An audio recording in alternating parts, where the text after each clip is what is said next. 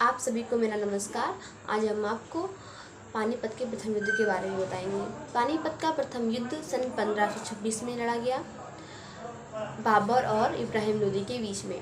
बाबर जो था वो मुगल वंश का संस्थापक था और इब्राहिम लोदी सल्तनत काल का अंतिम सुल्तान एवं लोदी वंश का अंतिम सुल्तान था। बाबर को भारत पर आक्रमण करने का निमंत्रण दौलत खान ने दिया था। दौलत खान पंजाब का गवर्नर था और इब्राहिम लोदी के चाचा जी थे। तो दौलत खान ने बाबर को क्यों बुलाया? क्योंकि वे अत्यधिक क्रोधित हो गए थे इब्राहिम लोदी से।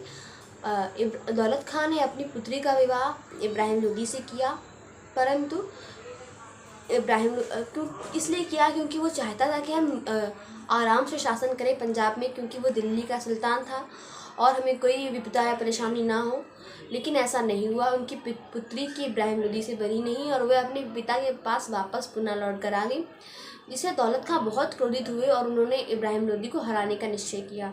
इसलिए वो बाबर से मिलने गए और बाबर को भारत पर निमंत्रण दिया। जब बाबर ने उनसे पूछा कि ऐसा तो कोई नहीं कि इब्राहिम लोदी का कोई मित्र हो जो उसकी मदद करे हम उस युद्ध में, तो दौलत खान ने कहा कि कोई नहीं करेगा, क्योंकि सारी रियासतें इनके खिलाफ हैं। तीनों जो मुसलमान रियासतें हैं वो भी इनकी मदद नहीं करेंगी और जो हिंदू रियासतें हैं मेवाड़ में राणा कुंभा की और विजयनगर में कृष्णदेव की, ये भी मदद नहीं करेंगे क्योंकि राणा सांगा इनके दुश्मन हैं। फिर जब बाबर भारत आया, अफगानिस्तान से घुसा और सिंधु नदी पार करते करते आगे बढ़ा। 1525 में सिंधु नदी पार करके आगे बढ़ चुका था। तो जैसे ही यमुना नदी के किनारे आया तो इसने क्या किया, गड्ढे खोदने शुरू किए और गड्ढों में ट्रेंच बनाया, मतलब नुकीले अस्त्र वगैरह रख दिए, नुकीली चीज़ें रख दी गड्ढा खोद के, और फिर उसको फूल पत्तियों से ढक दिया। दुश्मन के साथ स्ट्रेटजी बनाई इन्होंने अपनी इब्राहिम लोदी के खिलाफ। फिर ये आगे बढ़े नहीं, फिर वो पंजाब से दौलत खान से मिलने गए। दौलत खान ने सैनिक बढ़ा दिए। पहले दौलत खान ने इनको सैनिक दिए। बाबर के पास सिर्फ मात्र 13,000 से 15,000 के बीच सैनिक थे और उधर इब्राहिम लोदी के पास 1 लाख तक की सेना थी। जब बाबर दौलत खान से मिला तो बाबर के पास लगभग 30,000 सैनिक हो गए। जब बाबर के सेना को पता चलता है कि इब्राहिम लोदी के पास 1 लाख तक सैनिक है, तो उन्होंने बाबर से कहा कि हम जीत नहीं सकते हैं, उनके पास हमसे बहुत ज़्यादा सेना है। तो बाबर ने इनका उत्साहवर्धन किया, हौसला बढ़ाया, फिर सेना आगे बढ़ने को तैयार हुई। जब तक इब्राहिम लोदी को भनक लग चुकी थी कि बाबर उनसे लड़ने आ रहा है, फिर इब्राहिम लोदी ने भी अपनी सेना तैयार की।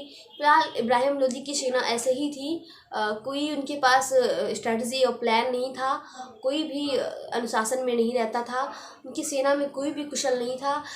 उनकी सेना ऐसे ही थी कि तुम भी आ जाओ, ऐसे करके उनकी 1 लाख सेना बनी थी। लेकिन बाबर की जो सेना थी वो अत्यधिक कुशल थी, उनके पास अनुभव था, तोपखाने थी, गन पाउडर्स वगैरह थे, घुड़सवार थे और सब कुछ थे। तो बाबर की जो सेना थी उसने क्या किया, बैलगाड़ियाँ खरीदना शुरू किया। बैलगाड़ी खरीदी, फिर क्या किया, बैलगाड़ियों के बीच में जब दोनों सेनाएं आमने सामने आई तो बाबर ने अपनी सेना को कुछ इस प्रकार में रखा। बैलगाड़ियों को रेल की तरह बना दिया और थोड़ी थोड़ी जगह में बैलगाड़ियों की पट्टी से बांध रखा, चमड़े की पट्टे से। तो बैलगाड़ियों के बीच में उन्होंने अपने आर्चर्स मतलब सैनिक रखे और जहाँ पे 20 मीटर का लंबा गैप होता था वहाँ पे वो लोग अपनी तोपें रखते। बाबर ने अपनी तोपें रखी। अब बाबर ने इनके भी आगे अपने जासूस तैयार कर रखे थे कि हमें पूरी सूचना दे कि कौन कैसा है। और हाँ, उसके आगे क्या था, 7 किलोमीटर के लंबे गड्ढे जो उन्होंने खोद रखे थे, नुकीले रखे, जिनको उन्होंने फूल पत्तियों से ढक रखा था। फिर इसके बाद एक मेन लाइन थी। मेन लाइन के बाद बाबर बीच में था। फिर इसके पास बाबर के पास फिर मेन लाइन थी, फिर उसके कवर्स थे जो उसको कवर करने वाले थे। बाबर का मेन प्लान ये था कि उसको अटैक नहीं करना है, सिर्फ डिफेंस करना है। लेकिन जो लोदी था उसके मेन लाइन थी, थोड़ी सी मेन लाइन थी, उसके पास लड़ाकू हाथी थे। क्योंकि लड़ाकू हाथी थे और वो सोचता था कि हाथी हैं, काफ़ी तहस नहस कर सकते हैं। लेकिन जब वो गुस्से में आ जाते हैं तो अपनी सेना को ही नुकसान पहुंचाते हैं। ये वो उसको शायद पता नहीं था।